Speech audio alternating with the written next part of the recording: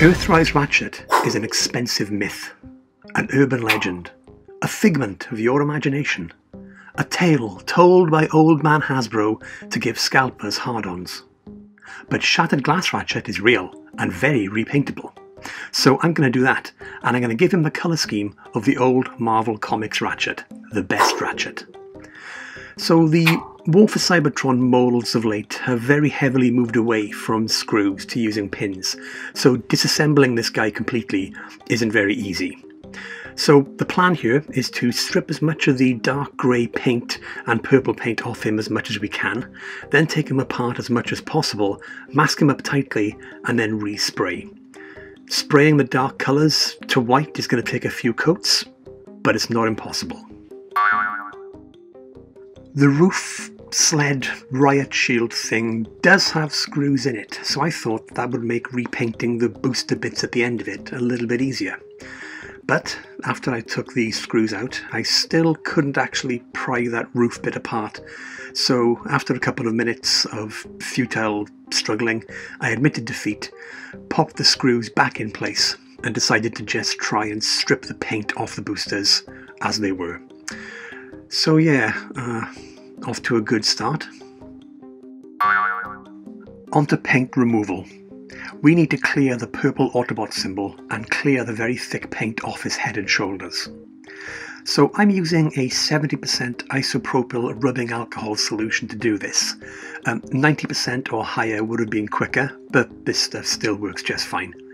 So I dab a bit of a cotton bud into the solution and then just work it into the paint and let it start to slowly break down, like me when I think about my mortgage. I then work away at the paint with a kitchen towel and some effort, and the paint slowly comes away. I repeat the process with the shoulder paint applications and then do the same for the helmet, crest and face.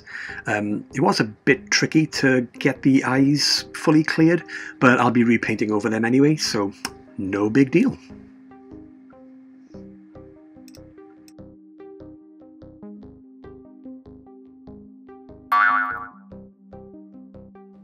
I can't do much with the pins, but a lot of the limbs are mushroom pegged, so with a bit of grunt work, the arms, legs, hands and feet can be popped off pretty effectively, and also the side panels on the lower legs as well.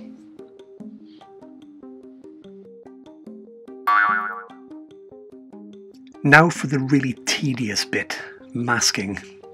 Using standard masking tape, I masked off all the white plastic that's visible so that only the turquoise coloured plastic is left waiting to be sprayed.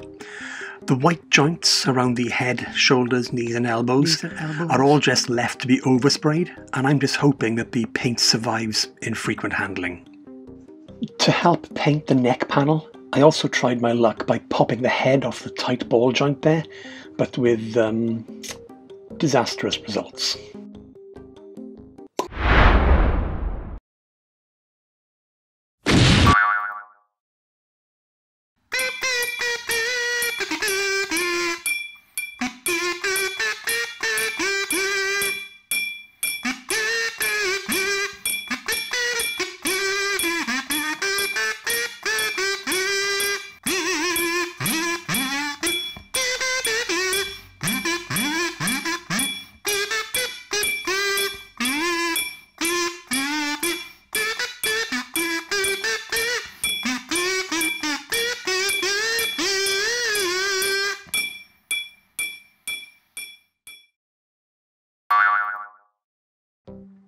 Look at that shiny red helmet. I used an enamel-based red spray for the head and the hands because it was what I had lying around, but it did add a nice hardware and gloss to them. The white spray that I used was a Plasticoat acrylic spray, which hopefully will bond nicely to that particular bit of plastic. I also didn't paint the backs of the hands. I just filed them down slightly to try and prevent any paint rubbing off if the wrists are rotated at all. And after a little bit of unmasking, there's the uncovered face. Huh. Who knew Ratchet was an anti-vaxxer? So now it's time to unwrap all that masking tape. Now that we've given him a good couple of coats of spray paint there, you can see it's got a fairly decent coverage. There's still bits of the blue poking through, and I've not covered the backs of the limbs a great deal, but it's not looking too bad.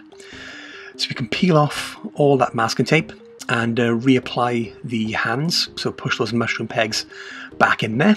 And you can see here I've started putting the legs back together.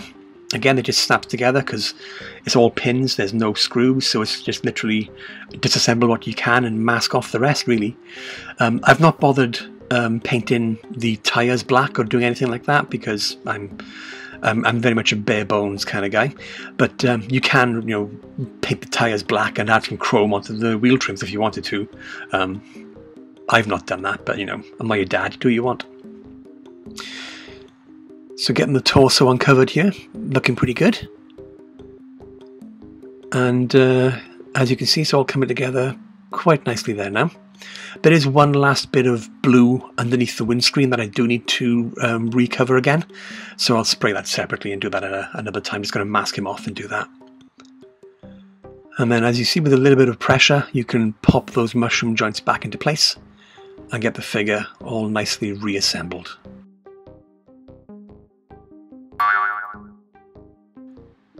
Okay, so I've masked off his face so we can paint those eyes. Just got a bit of scrap paper here which I can put some blue acrylic paint onto. This is outdoor paint, so it should be quite hard wearing. And I just got the tiniest dab on the tiniest brush. I'm just going to dab that into the eye there. And like I say, I've masked it all off, so it should cover quite nicely.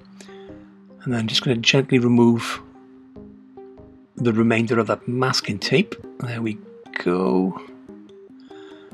Okay, and then we've got some nice blue eyes. So we now need to do a little bit of touch up on the helmet there because I didn't quite mask it off properly, but luckily this red acrylic I've got is a pretty good match for the lacquer. So I'm just going to quickly dab in some red there to tidy that up, and we'll do the same for the top of the crest there. Now I've got a chrome pen, and the Molotow chrome pen, and just going to use that to chrome up that crest. And that should do the trick, should look pretty damn swish. Time to replace the Autobot symbols.